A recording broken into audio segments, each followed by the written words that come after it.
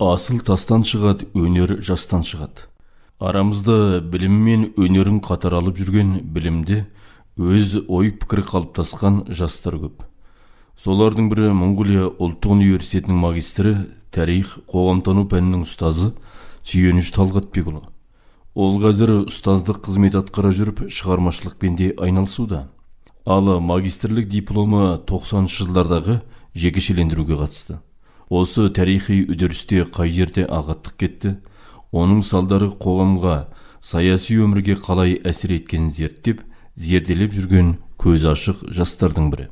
Осы және өзге де мәселелер төңірегінде Сүйеніш Талғатбекұлымен аз-кем әңгіме өрбіттік. Біз сізді негізінен Алаш Монғолия бейресми ұйымының белді өкілі деп танимыз. Қоғамдағы кейбір өзекті мәселелерді арқау етіп, көптеген жазба жариялап жатасыз. Өткен жылы кітабыңыз да жарық көрді. Енді өлгеге келген сапарыңызда өзіңізбен сұхбаттасу сәті беріп отыр екен. Жалпы өзіңіз туралы қысқаша таныстыра кетсеңіз. Ассаламағалейкум, құрметті радио тыңдаушы қауым, өздеріңізге жалынды сәлем жолдаймын.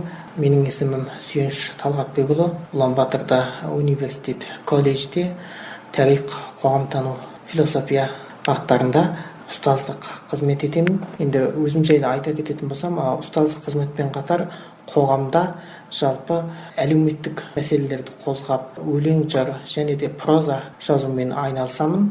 Тиек атты алғашқы тырнақалды жыр жинағымды 2022 жылы жарияладым. Өткен жылы Қазақстанның мемлекеттік сыйлығының лауреаты Франц Кафка атындағы халықаралық сыйлықтың иегері Төлен Әбдік ағамыздың Парасат майданы деген повестісін моңғол тіліне аудардық.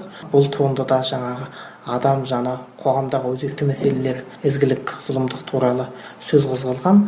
Осы повестіні және адамзаттық мәселені қозғаған осындай бір қазақтың мықты жазушысы жазған повестіні жаңағы моңғол оқырмандарды оқуға қақылы деген тұрғыда осы шығарманы аударған болатын. Жалпы енді шығармашылықпен айналысады екенсіз, ғылыми жұмыстарыңыз да бар екен, осыған тоқтала кетсеңіз. Енді әзіргі жағдайда Улан-Батор қаласында Монғолия мемлекеттік университетінде магистратурада оқып жатырмын. Жақында бітіремін. Ғылыми зерттеп жүрген тақырыбым болғанда саясаттану тұрғысында 1990 жылдардағы мүлік жекешелендіру және оның бүгінгі қоғамға, экономикаға көрсеткен әсері деген тақырыпта ғылыми жұмыс жүргізіп жатырмыз. Енді зерттеуші ретінде пайымдауымыз болғанда бүгінгі таңда біз қоғамдағы жаңағы жемқорлық, әділетсіздік деген әртүрлі мәселелерді айтып жатамыз. Енді менің зерттеуші ретінде пайымдауым сол мәселелердің түпкі шығу төркіні 1990 жылдардағы мүлік жекешелендіру дұрыс жүрілмеген деген сондай қорытындыға келеміз. Әрине 90 жылдары мемлекеттік жекешелендіру комиссиясы құрылып, оның мақсаты жаңағы Монғолияның барлық азаматын бір мәреден бірдей мүлікпен шығарып нарықтық қоғамға дайындау мақсаты көзделген. Бірақ та сол кездегі жаңағы ақпараттық жетіспеушілік, әртүрлі жағдайларға байланысты билік ұстаушылардың жаңағы тарапынан сол кездегі жаңағы хөрінгорлықтың еркемшілік деп айтады, жаңағы акцияны үйлестірген кезде жаңағы қолында мүмкіндігі барлар адамдар сол акцияны өздері қолдарына көп алу арқылы сол бөлінген дәулет тиісті адамдарға жетпегендіктен сол мүлік жекешелендіру кейін жаңағы саяси мағынаға ұласқан, яғни сол мүлік жекешелендіруден пайда тапқан адамдар саяси аренаға көтерілу, не болмаса жаңағы саяси партияларға әсер ету сияқты осындай жаңағы мағынаға ие болған. Әлеуметтік тұрғыда қоғамдық орта тап өкілдері жаңа кез келген мемлекет орта тап өкілдерін кеңейтуді көздейді. Орта тап өкілдерін кеңейтуді көздейді. Жаңа бай мен кедейдің айырмашылығы болмауды қалайды.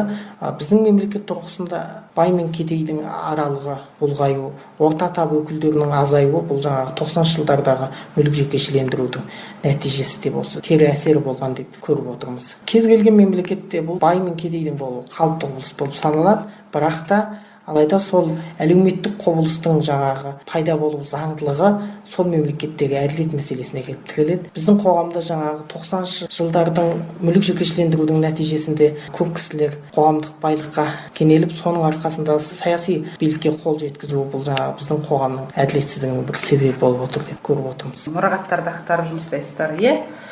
Қажетті материалдар шығып жатыр ма?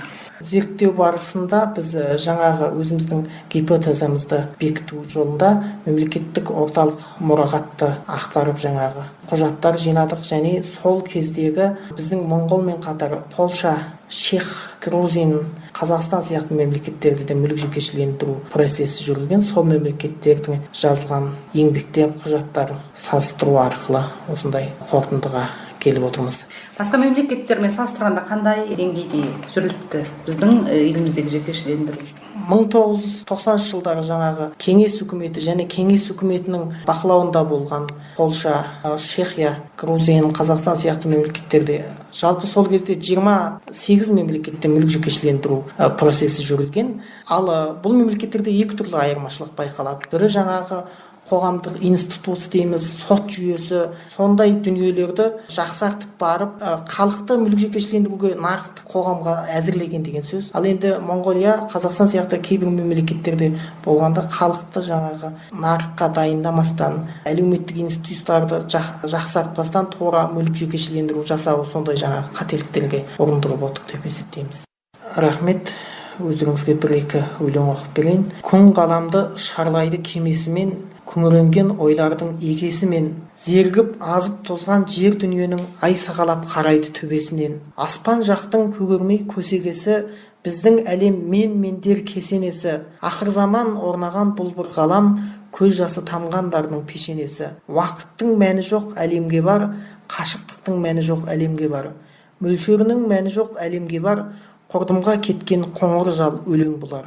Суық әлем жұтаған қалтырағам, бір ізгілік жалғанға қалдыр адам, сәби болып сапар шек балбыраған, мейірім қалдыр ақ жүзі албыраған. Ал пырағым кетегек маған бер қанатыңды, қанатымда бар еді қайтейін қанатылды. Періштеді бір кезде пері еді, қай күнінің құрметіне пенде боп жаратылды. Ал ерінім қозғалма күбірлеме, құлағым елең деме дүбіргеде. Беу жанарым қабағыңды қаратпа құбылаға, бұл жай ғана елес қой, елес үшін түңілдеме. Әй ғашықтар сүйсіңдер, жоғалсыншы күллі дерт, әй адамдар ғашық болсын құдірет, сонда олар өзге жаққа қиянатшыл болмайды, сонда олар мейірім мен махаббаттың адал жырын толғайды. Күллі адамзат бір-біріне сыйлай алса ізгіліктің шырайын, сонда Құдай ісімізді күшімізді қолдайды. Әй пәтшағар, әлі өш санап жүрсің бе? Беу жүрегім қор боп жүрме, кек жолында дүрсілдеп. Саналылар қасқып жатса бір-бірінің жанына, бейбақ менің тірлігімде тереңінен күрсінбек.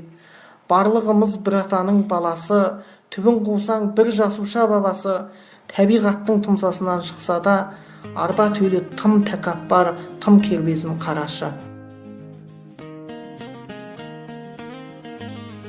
Сүйеніш Талғатбекұлы қоғамда белсенді жастардың бірі.